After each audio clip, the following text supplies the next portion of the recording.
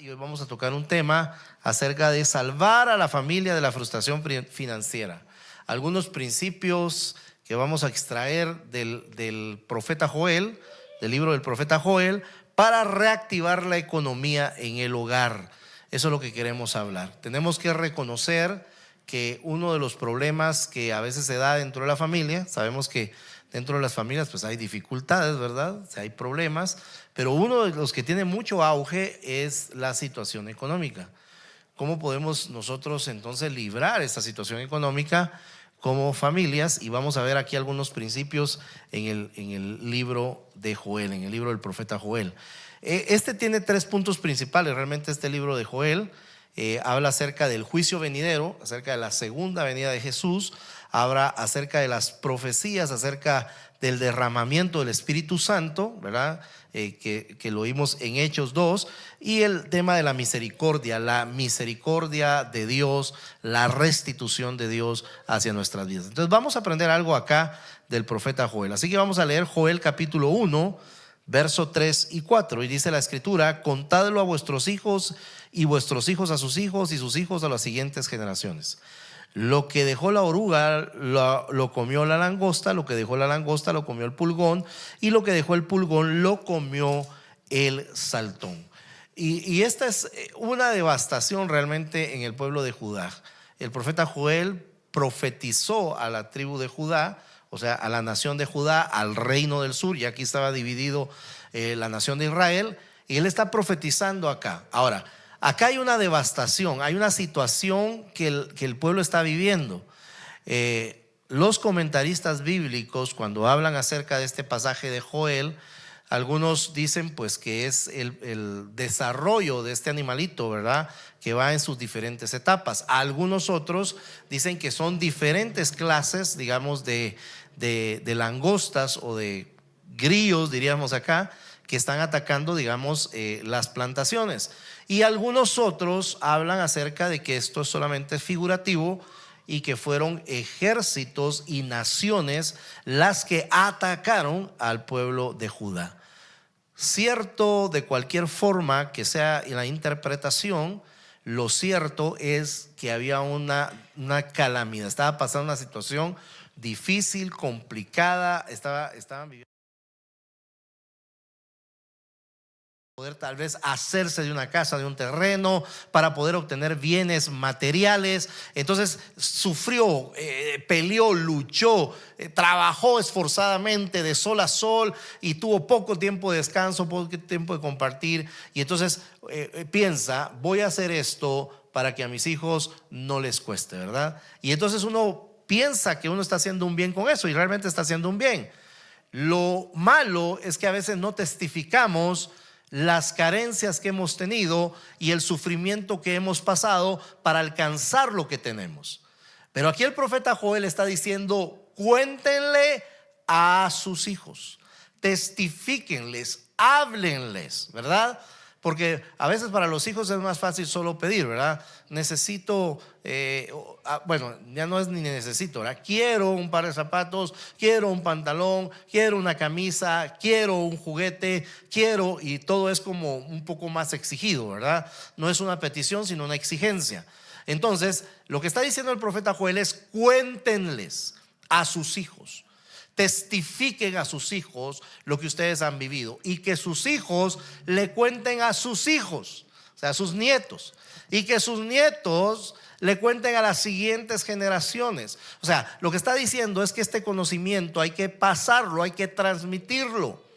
Las experiencias que usted ha vivido, que ha acumulado, las situaciones que ha vivido, las tiene que trasladar, tiene que contarlos, reúnalos, cuéntenles, tenga un tiempo familiar, ¿sí?, para que usted pueda contarles y pueda dar gracias a Dios también, ¿verdad?, por lo que Dios está haciendo. Pero lo que está diciendo, el principio que está sentando es: transmitan, no lo guarden, no se queden con ellos, sino transmítela a las siguientes generaciones. Entonces hay que contar nuestras historias. Hay que contar la historia de nuestros abuelos, la historia de nuestros padres, o nuestra propia historia de las cosas que estamos viviendo. Así que vamos a examinar estos adversarios que pueden hacernos a nosotros tener alguna pérdida financiera. Y número uno, Esta la clasifiqué toda junta en una sola porque le puse pierdes al sufrir incidentes, accidentes, atentados o enfermedades. ¿Por qué la coloco en una sola, digamos, la clasifico en un solo elemento? Porque son cuestiones externas. Un incidente, un accidente, un atentado o una enfermedad muchas veces está fuera de nuestro control, ¿verdad? A veces sí, por imprudencia nos metemos en algunas cosas, pero nadie está pensando, hoy quiero accidentarme, ¿verdad? Nadie salió de su casa pensando eso. Hoy me voy a accidentar, voy a gozar ese accidente, ¿verdad? O un incidente. La diferencia entre un incidente y un accidente es que el incidente son sucesos que nos pasan que interrumpen procesos, ¿sí? Por ejemplo, el COVID. El COVID fue un incidente, ¿sí? Fue un incidente que interrumpió la economía de las naciones, interrumpió los ciclos de lo que se estaba viviendo en cada sector, en cada situación. Aquí en Guatemala interrumpió el ciclo escolar. Hubo un tiempo de pausa mientras trataban de arreglar y ver de qué manera continuaban haciendo los jóvenes o los niños estudiando su parte académica. Pero a algunos ese incidente les interrumpió la economía, a algunos les interrumpió la vida, ¿sí? Muchos no salieron librados de la pandemia. Precisamente hablábamos ayer con el pastor Marcos, que usted mira arreglado acá porque ayer tuvimos un retiro de damas muy hermoso. Vino el pastor Marcos de Costa Rica y él me contaba ahí las situaciones que vivió con el COVID, como algunos familiares pues padecieron por causa del COVID. Pero esos incidentes, digamos, situaciones que nosotros no controlamos y que suceden. Un accidente, la diferencia entonces entre incidente y accidente es que el incidente estorba procesos, pero el accidente, digamos, nos afecta de manera directa, ¿sí? Puede golpearnos, puede lastimarnos física o emocionalmente. Y queda una huella del accidente, de lo que está sucediendo. Un accidente puede ser un incidente, ¿no? Porque hay algo que estorba y que puede cortar un proceso, puede cortar un ciclo. Entonces hay incidentes, hay accidentes, pero también hay atentados. Un asalto, por ejemplo, es un atentado. Usted no va por la calle diciendo asáltenme, ¿verdad? Aquí estoy. O sea, suceden esas cosas y a nadie nos gusta que eso nos pase. Eso nos altera nuestras emociones, nos afecta, ¿sí? Pero eso, digamos, son situaciones que nos afectan nuestra economía, ¿sí? Que le roben su vehículo, que le roben un bien, que pierda algo, nos afecta nuestra economía. O las enfermedades, ¿verdad? La interrupción de nuestra salud, algo que tengamos que invertir para vivir, ¿verdad? Como las cuestiones de la presión arterial o una enfermedad crónica como la diabetes o deficiencia renal, que obligan a las personas a invertir recursos que si estuvieran sanos no lo tendrían que hacer. Entonces todo eso roba nuestras finanzas. Nosotros no tenemos control sobre eso, pero escuche esto, sí podemos pedirle a Dios que nos ayude y que nos libre de estas situaciones. El Salmo 21, 91, 3 y 4 dice: Él te librará de la mano del cazador y de la peste destructora. Con sus plumas te cubrirá y debajo de sus alas que estarás seguro. Escudo y adarga, dice, es su verdad. O sea, Él nos puede librar. Si nosotros le pedimos al Señor, Él nos va a librar. Él nos puede librar de estas situaciones, del lazo del cazador, ¿verdad? El cazador es intencional, digamos, en ir a buscar su presa y cazarla. ¿Sí? Estos atentados, ¿verdad? La gente planifica, la gente es astuta, está tratando de hacerte daño, pero Dios puede librarte de ese lazo del cazador, ¿sí? De la peste destructora, las pestes como el COVID o todos estos incidentes o accidentes. Dios puede librarnos de esto si nosotros nos ponemos en las manos del Señor todos los días. Todos los días tenemos que ponernos en las manos del Señor. Eso tenemos que hacerlo siempre. Entonces, no controlamos la situación, pero sí podemos pedirle al Señor que nos ayude y nos guarde en medio de estas situaciones. Pero veamos otros elementos que pueden hacernos sufrir alguna pérdida. Pierdes y empobreces al tener una mala administración. una mala administración de los recursos, ¿verdad? No tener control de los gastos, no tener un presupuesto para poder dirigir tu economía. Esto puede llevarnos a nosotros a tener problemas financieros. Recién acabamos de terminar una serie en el Movimiento Armonía, donde le llamamos la brújula financiera, donde les enseñamos cómo ordenar sus finanzas. Y esto es importante porque uno puede llegar cuando uno vive una vida desordenada, uno llega a tener gastos también desordenados. Y yo ponía un ejemplo en el primer servicio que se lo voy a poner a usted ahorita. ¿Qué pasa si usted tiene, bueno, esto es para los varones, ¿verdad? Tiene su caja de herramientas usted, ¿verdad? Siempre los varones tenemos una caja de herramientas, aunque sea pequeña, pero la tenemos. Y sentimos que es nuestra. Creo que es lo único que sentimos que es nuestro. Todo lo demás es de la familia. Pero tenemos nuestra caja de herramientas y sabemos nosotros que tenemos ahí nuestras herramientas. A veces solo tenemos un desarmador y un martillo, pero son nuestras herramientas. Pero resulta que vamos a la caja de herramientas y alguno de nuestros hijos tomó el desarmador. Y empezamos a buscar el desarmador y mágicamente pareciera que nadie lo toma, ¿verdad? Porque uno pregunta, ¿quién lo agarró? Y nadie lo agarró. Pues se desapareció. Y entonces uno tiene necesidad de esa herramienta y lo que uno de hombre hace es, voy a tener que comprar otro desarmador. Y se va usted a la ferretería, compra el desarmador y cuando usted regresa, ya apareció, ¿verdad? Y ahora tiene 2 desarmadores. O sea, lo que estoy tratando de ejemplificar es que el desorden hace que nosotros hagamos gastos innecesarios. Por eso es que necesitamos ordenarnos. Ordene su casa, ordene sus cosas. Usted se va a dar cuenta que tiene muchas cosas, a veces está de más, que ni necesita, pero están ahí, ¿verdad? Bueno, el caso de las mujeres es algo espectacular, ¿verdad? Porque nunca tienen zapatos y nunca tienen ropa, ¿sí? Siempre que hay una actividad tienen que comprar zapatos y ropa. No sé por qué, pero bueno, ese es otro asunto. Pero lo que quiero decirles es que el desorden provoca gastos innecesarios. Cuando nosotros tenemos un desorden financiero, sucede lo mismo. Hacemos gastos y gastos y gastos que a veces no tenemos necesidad de hacerlos. Queremos hacerlos. Tenemos que hacer una diferencia entre el querer y el gustar, ¿sí? A veces o entre la necesidad, lo que yo necesito y lo que a mí me gusta, ¿sí? Yo puedo necesitar un par de zapatos, pero me pueden gustar unos que valen 1,000 quetzales o comprar los que me valían 300. ¿Sí? Hay una diferencia entre la necesidad y el gusto.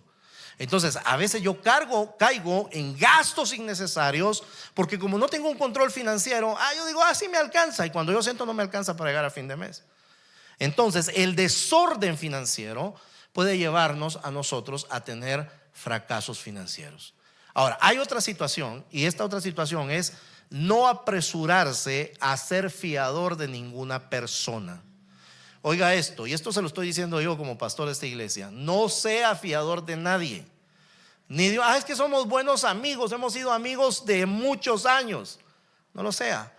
Es que es el hermano de la iglesia, mire el hermanito tan lindo. No lo sea, porque a veces salen primos y no hermanos. Entonces, no sea fiador de nadie, a menos que usted esté dispuesto a pagar la deuda. Si usted está dispuesto a pagar esa deuda, entonces salga fiador de una persona. Pero si usted no está dispuesto a pagar esa deuda y que él disfrute o ella disfrute del aparato que compró, entonces no lo haga.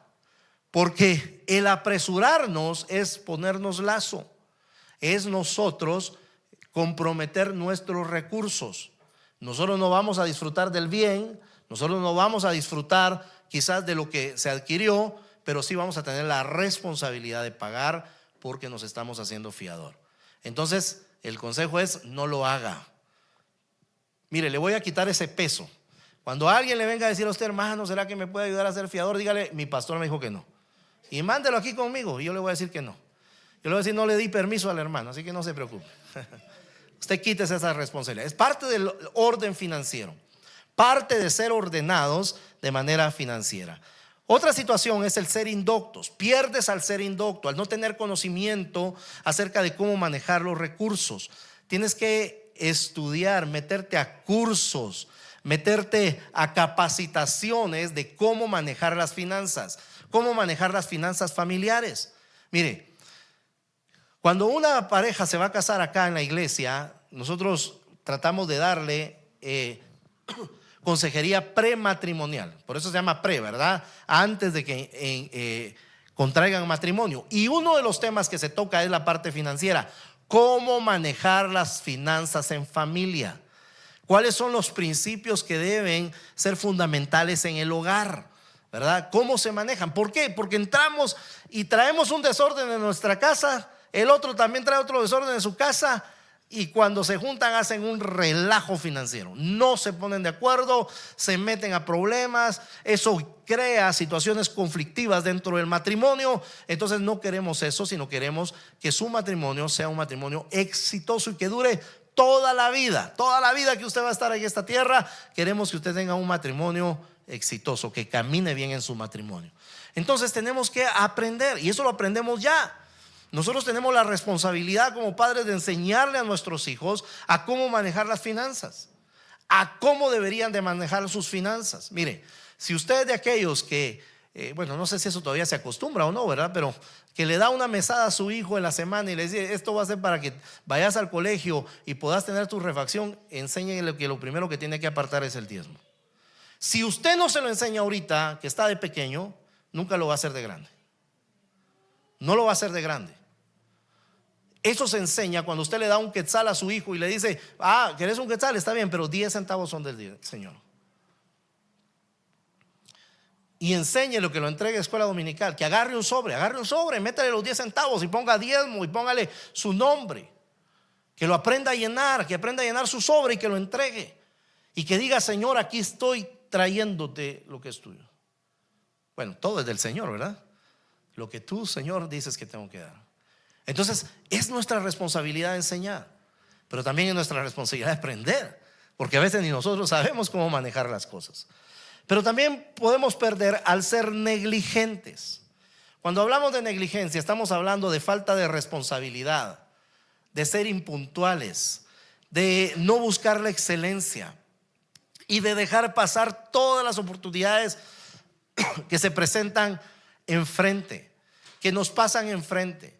Entonces, al dejar pasar las oportunidades, al ser nosotros impuntuales, al ser irresponsables en las cosas que hacemos, hermano, eso va a crear pérdidas en nosotros. Por eso es que nosotros tenemos que aprender a ser puntuales. Si decimos una hora, tratemos de cumplir esa hora. Y es lo que tenemos que enseñar, es lo que tenemos que transmitir, es lo que tenemos nosotros que hablarle a nuestros hijos, y a los hijos de nuestros hijos, y a los hijos de los hijos de nuestros hijos, y a las siguientes generaciones. Pero pierdes también al ser codicioso y al ser avaro. Una persona codiciosa es aquella que se afana por tener mucha riqueza y no le importa hacer cualquier cosa, fuera legal o ilegal, moral o inmoral, para obtener una riqueza y tener y acumular. Y no solamente, digamos, cuestiones monetarias o de dinero, sino cualquier cosa que le pueda proporcionar placer y satisfacción. Lo obtiene por cualquier naturaleza. Es una persona avara que quiere acumular y tener. Y una persona codiciosa. Pero un avaro necesita acumularlo todo. Ese no vende nada, ese lo guarda todo y no lo comparte, no deja que nadie lo toque, que nadie lo use, que nadie se meta con eso. Y eso estaba sucediendo, quiero decirle, en el pueblo de Judá. En este pasaje que leímos de Joel, en lo que hemos estado leyendo de Judá estaba enfrentando una situación de devastación, de calamidad. Porque el problema que tenían estas naciones era que siempre contaminaban su corazón con otras cosas, con otros dioses. Rendían culto a otros dioses, a alguien que no era Dios, a los dioses de los pueblos a donde habían llegado. Y eso estaba sucediendo. Y mire lo que sucedió acá en Judá. Dice la escritura en Joel 1:9: la ofrenda y la libación han desaparecido de la casa de Jehová. Los sacerdotes, ministros de Jehová, están de duelo. El problema es que todas estas pérdidas financieras, digamos, todo lo que nosotros, nos afecte económicamente, por supuesto que va a afectar a la casa del Señor. Y en el caso de Judá, ellos estaban dejando de recibir, dice, las ofrendas y las ofrendas monetarias y físicas, porque estaban desapareciendo, dice, de la casa del Señor. Y los sacerdotes, los que estaban encargados de dirigir el culto, estaban de duelo, estaban de luto, estaban afectados, porque se daban cuenta cómo iba disminuyendo la adoración y la devoción a Dios. Entonces, el ser codicioso y avaro hace que la gente entonces no dé y no ofrende tampoco para la casa de Dios. Pero pierdes también al cometer pecado. Cuando las personas pecan, pierden económicamente. El día de ayer yo les mencionaba que estaba acá el pastor Marcos Ruiz de Costa Rica. Él estaba tocando un tema y estaba hablando acerca de la historia de Ana, la mamá de Samuel, en primer libro de Samuel, capítulo 1. Y él decía y hacía referencia acerca de que Ana era esposa de un hombre, de un varón llamado Elcaná. Y Elcaná dice que tenía dos esposas, ¿verdad? Ana y otra que se llamaba Penina. Y él decía, si a uno le cuesta con una esposa, ¿cómo se atreve a tener dos, verdad? Y yo dije, tiene toda la razón. Porque seamos muy honestos, sostener a una familia, sostener una casa, mantener una casa, requiere inversión, recursos, un desgaste económico, emocional. Y imagínese usted, si sostener una nos causa eso, ahora sostener dos es peor. Creo que por simple sentido común es insensato tratar de tener dos familias. Aparte que es pecado, ¿sí? El Señor nos habla acá del adulterio, nos habla de la fornicación y señala puntualmente que eso es un pecado. Entonces, el pecado hace que nuestras finanzas también sean consumidas. El pecado hace que se gaste innecesariamente. Y tenemos un ejemplo en la Escritura, y es una parábola que contó Jesús acerca del hijo pródigo. Él contó acerca de este hijo pródigo, y yo voy a leer aquí algunos pasajes en Lucas capítulo 15, y dice la Escritura en el verso 13: no muchos días después, dice, el hijo menor, juntándolo todo, partió a un país lejano y ahí malgastó su hacienda viviendo perdidamente. Verso 14: cuando lo había gastado todo, vino una gran hambre en aquella provincia y comenzó a faltarle. Verso 30: pero cuando vino este hijo tuyo que ha consumido tus bienes con rameras, has hecho matar para él el becerro gordo. Pongamos atención a esta lectura. Vamos a ver si me asisten acá, por favor. Gracias. En este versículo 30 ya es el hijo mayor hablándole al papá de cómo el hijo había gastado todo. Se había gastado toda su riqueza, se había gastado todo lo que tenía, lo había malgastado. Ahora pongamos atención a esta lectura. Le voy a pedir que me ponga atención acá. ¿Qué es lo que sucede? El hijo menor estaba pidiendo la herencia. Sí, estaba pidiéndole. Vamos a esperar a que eso. Les voy a pedir que me cierren esta puerta. Cerrémosla por completo. Gracias.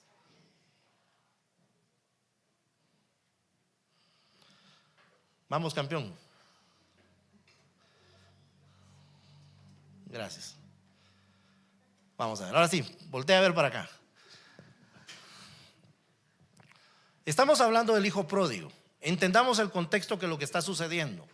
En el contexto judío, los padres se heredaban cuando ya estaban a punto de morir. Cuando uno va al Antiguo Testamento y uno lee el Antiguo Testamento, cuando el padre ha perdido sus facultades ya para poder administrar y dirigir a la familia, entonces se heredan, ¿sí? Eso lo vemos en Isaac cuando bendijo a Jacob, ¿sí? Ya cómo lo hizo Jacob, esa es otra historia, pero Isaac había perdido ya sus facultades de vista, ya estaba a punto de morir cuando él entrega y delega y da la herencia. Lo vemos en David. David le dice a Salomón: estoy a punto de emprender el camino de la muerte, ya me falta poco para morir, entonces te voy a entregar el reino. Entonces vemos que el principio es que cuando papá ya está a punto de morir o ha perdido sus facultades, entonces él entrega. La Biblia, cuando habla del hijo pródigo, no dice que el papá estaba así, sino dice que el hijo abusivamente va con el papá y le dice: dame la parte de la herencia que me corresponde. Le estaba diciendo: a mí no me importa si te morís o no, no me interesa, por mí ya estás muerto, lo que necesito es mi herencia. Esa es la actitud del hijo. ¿Pero por qué? Porque él quería vivir en libertad, quería hacer lo que se le diera la gana. No quería vivir sujeto a las órdenes y las instrucciones de su padre, sino él quería vivir una vida de libertinaje. Es más, cuando el padre le dice: está bien, te voy a dar lo que te corresponde, él dice que lo toma. No le dio dinero, él le dio bienes. ¿Y qué hizo con los bienes? Los vendió, los cambió por dinero. Y agarra todo ese dinero y se va lejos, ni siquiera se queda cerca, ¿verdad? Se va lejos porque no quería que nadie lo controlara, sino quería hacer lo que se le daba la gana. Y dice la escritura que vivió perdidamente, organizó parrandas a diestra y siniestra, ¿verdad? Empezó a darles de beber a todos los que estaban en la cantina, en el bar donde estaba metido, y todo el mundo eran sus amigos, ¿verdad? Porque les estaba dando de todo. Pero cuando le faltó, se acabaron los amigos, ¿sí? Ahí a nadie le echó una mano. Ahí a nadie le dijo: mira, vos invitaste los tragos, yo te voy a invitar a comer. Se acabó. Dice que hubo tanta hambre que él lo único que consiguió de trabajo fue de cuidar cerdos, que para los judíos eso era una abominación. Ese era un trabajo denigrante y deshonrado, porque para ellos eran animales inmundos y ellos no tocaban nada que fuera inmundo. Ni siquiera entraban a la casa de los que no eran judíos, porque lo consideraban contaminación para su vida.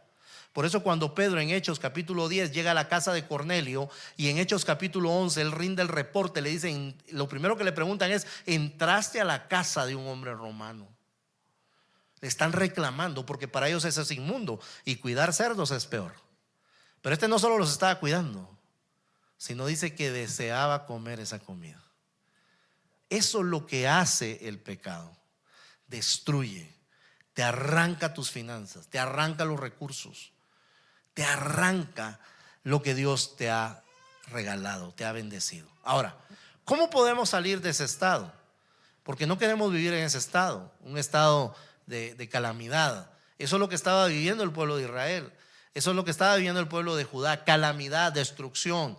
Habían venido 4 clases de insecto, o un insecto que había evolucionado o se había desarrollado de 4 formas distintas, o 4 ejércitos que vinieron a destruir a Israel.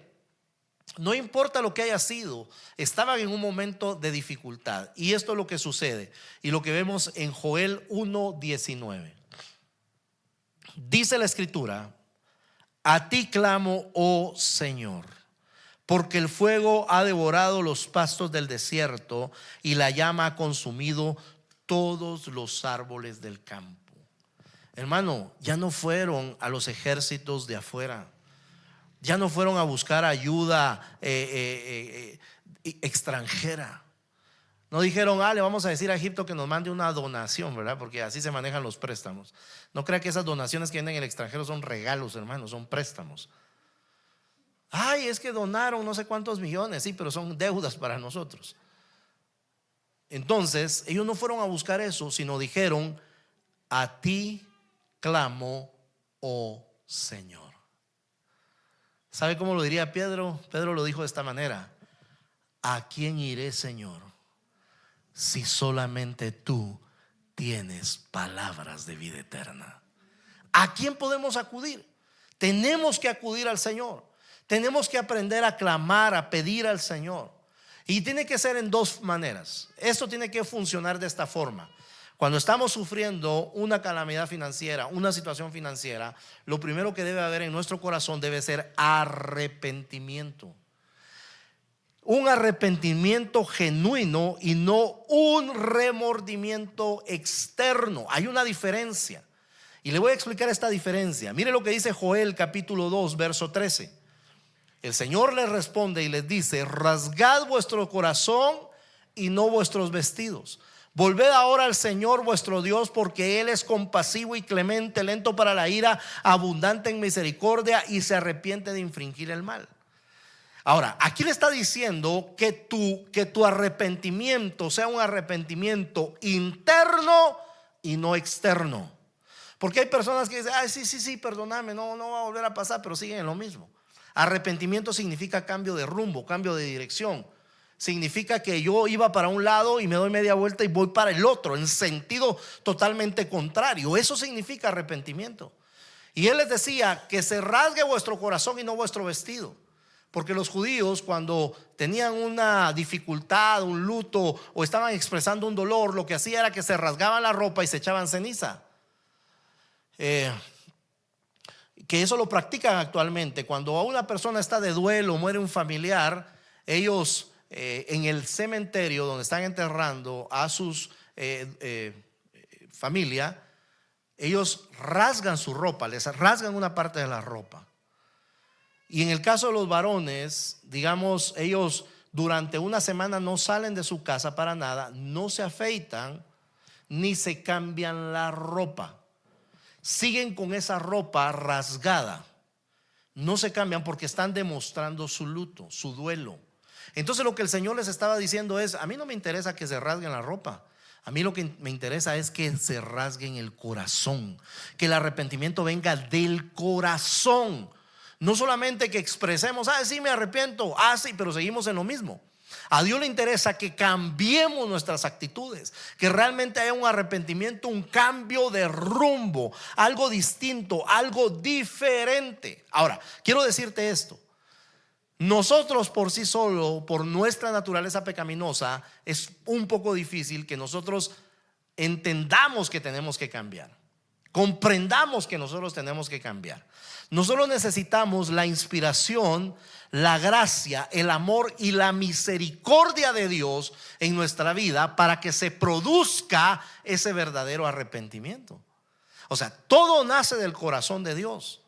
Todo nace del corazón del Padre. En la historia del hijo pródigo, el hijo pródigo dice que volvió en sí. Después de estar pasando ese momento tan difícil, reacciona y dice: yo necesito regresar a la casa de papá. En la casa de papá, los jornaleros, la gente que trabaja para él, no le hace falta, tiene un techo donde dormir, tiene comida que comer todos los días, no le hace falta absolutamente nada, y yo aquí me estoy muriendo de hambre. Entonces dice: voy a regresar a la casa de mi papá, y cuando esté allá le voy a decir: mira, yo sé que me equivoqué, no me recibas como un hijo, recibime como un esclavo, por favor, porque aquí hay trabajo, aquí hay techo y aquí hay que comer, y eso es lo que voy a hacer. Y él regresa, pero esta es la actitud del padre. Él regresa. Ahora, recuerde la condición del hijo, por favor, porque esto es importante. Él no pidió un Uber, dijo: voy a llamar un Uber para que me vea a mi casa, ¿no? Él no se fue a cambiar, a bañar, no tenía plata, se estaba muriendo de hambre. Entonces tuvo que caminar de una región lejana hasta llegar a la casa del padre. ¿Cómo iba realmente el hijo? Seguramente iba sucio y maloliente. Seguramente iba en las peores condiciones. Pero él dijo: yo voy a regresar. Y el padre no estaba viendo la condición en la que el hijo estaba regresando. Lo que estaba viendo el padre era que su hijo estaba regresando. Y cuando el padre lo ve de lejos, ni siquiera se había acercado, de lejos, el padre sale y corre, y dice que se le echa al cuello y lo besa. Tal vez por eso después le dijo que le pusieran vestido nuevo, ¿no? Porque seguramente no olía muy bien. Pero él lo abrazó, él lo besó. Y en esa condición venimos nosotros delante de nuestro Padre. Venimos en una condición mala, arruinados emocionalmente, espiritualmente, y algunos hasta económicamente. Venimos mal delante del Padre, sucios, oliendo a pecado. Pero Él se acerca y nos abraza y nos besa, nos recibe como sus hijos. Ahora, para que esto opere, se necesita fe para creerlo. Se necesita fe. El padre entonces lo recibe y le dice: no, te vamos a restituir tu posición. Eso es maravilloso, de verdad, porque dice: quítenle la ropa sucia, pónganle vestido nuevo. Y eso es lo que hace Dios con nosotros, nos quita todo el pecado cuando nosotros le decimos al Señor: te recibo como Señor de mi vida. Él nos da esa posición de hijos. Ahora nos da la posición de hijos. Qué importante eso. Nos cambia las vestiduras, nos pone vestiduras nuevas, limpias. Ya no hay pecado. El Señor ya lo perdonó, porque Él pagó en la cruz del Calvario cuando nosotros nos arrepentimos.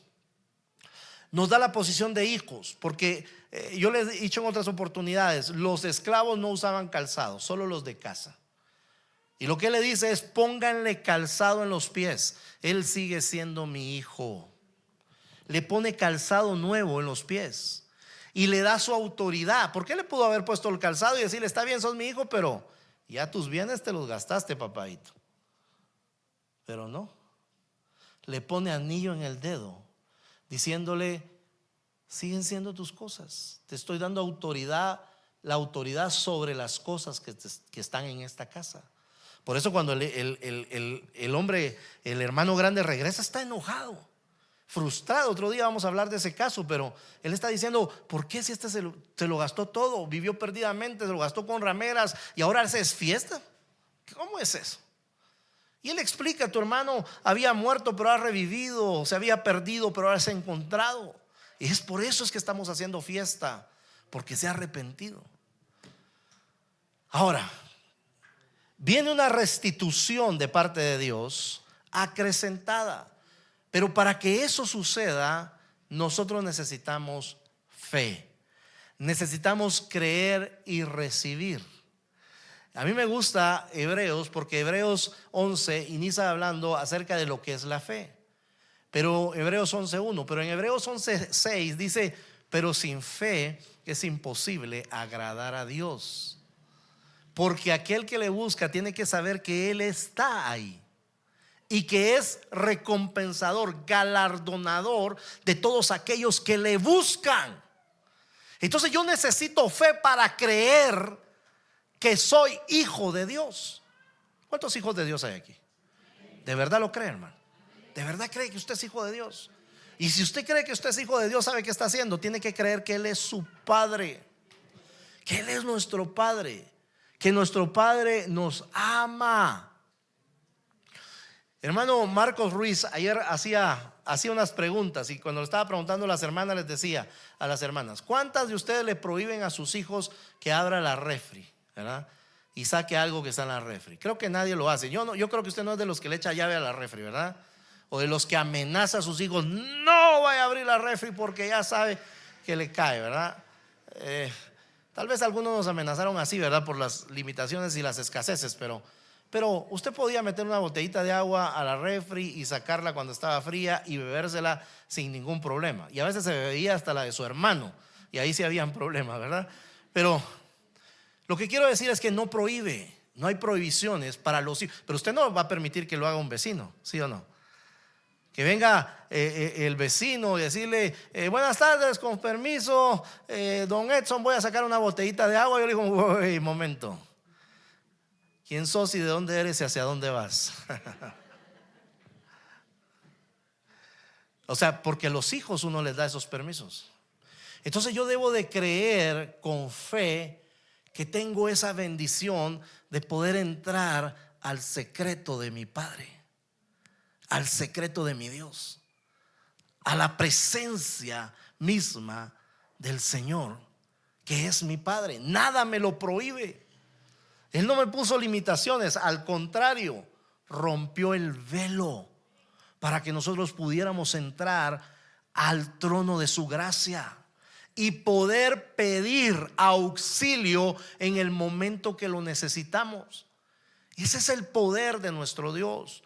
Yo necesito fe para creer y poder entrar con esa confianza, poder saber que Él es mi Padre y que Él me ama y me ha puesto en una posición de hijo para que yo sea bendecido. Entonces yo puedo entrar a ese lugar, yo puedo entrar al secreto del Señor y pedirle a Dios que tenga misericordia para poder tener restitución.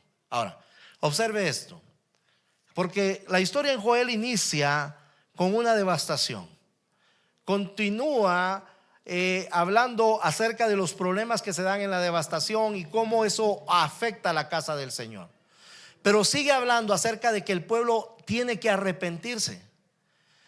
Y cuando el pueblo se arrepiente, leemos en Joel 2, capítulo 25, cuando ya hay un arrepentimiento, dice la escritura, entonces, no antes, después, entonces os restituiré, dice, por los años que comió la langosta, el pulgón, el saltón y la oruga, mi gran ejército que envié contra vosotros. Tendréis mucho que comer y os saciaréis y alabaréis el nombre del Señor. La restitución es para alabar el nombre de Dios. Recuérdense que estos al principio sufrieron esas calamidades porque su corazón estaba desviado de Dios.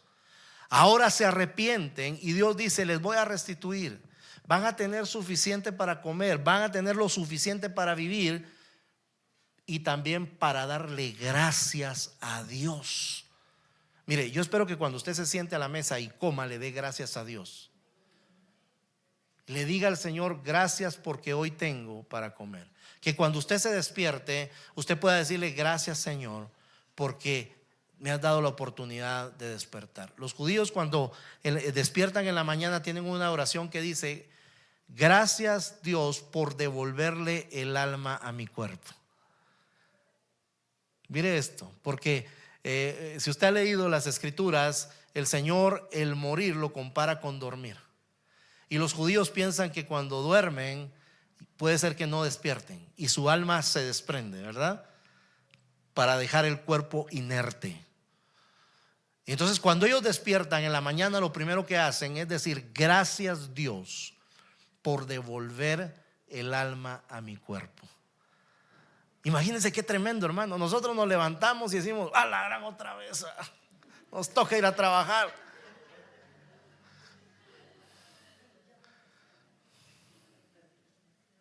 Seamos agradecidos. Esa es una restitución de Dios de tu vida para que seas agradecido, para darle gracias a Dios, para que aprendamos a darle gracias al Señor en todo tiempo, en todo momento y en todo lugar. Tendréis mucho que comer y os saciaréis y alabaréis el nombre del Señor vuestro Dios, que ha obrado maravillosamente con vosotros, y nunca jamás será avergonzada tu casa. Nunca jamás será avergonzado mi pueblo. Y sabréis que en medio de tu casa, en medio de la iglesia Lluvia de Gracia San Lucas, en medio de su pueblo, en medio de Israel estoy yo, y que yo soy el Señor vuestro Dios y no hay otro. Nunca jamás será avergonzado mi pueblo. Dios no espera que pasemos vergüenzas, sino Dios espera que alabemos su nombre por su misericordia, por su amor, por su poder. La palabra del Señor en 2 de Corintios 8 dice, la escritura 8:9, dice que Él se empobreció para que nosotros fuésemos enriquecidos. Eso es lo que hace el Señor. Mire, Dios es maravilloso. Él envió a su Hijo Jesús para pagar por los pecados de todos nosotros. Él sufrió la pobreza, el dolor de la pobreza, para que nosotros fuésemos enriquecidos, para que nosotros pudiéramos tener esa bendición que viene de parte de Abraham, para que nosotros podamos disfrutar de todo lo que Dios tiene para nosotros. Y la motivación en esta mañana es que nosotros podamos arrepentirnos en cualquier momento. Si nosotros hemos puesto cualquier otra cosa antes que el Señor, si tal vez hemos vivido en pecado, hemos sido malos administradores, hemos sido indoctos, no nos ha gustado tal vez educarnos financieramente, no hemos buscado la voluntad de Dios, nos hemos equivocado y tal vez eso nos ha traído problemas y consecuencias financieras, hemos sido desordenados. Creo que tenemos que pedirle perdón al Señor y pedirle a Él que su gracia, su misericordia, su amor obren en nuestra vida para ser restituidos en todas las áreas de nuestra vida y también en nuestras finanzas. Amén. Póngase de pie, hermano. Vamos a orar.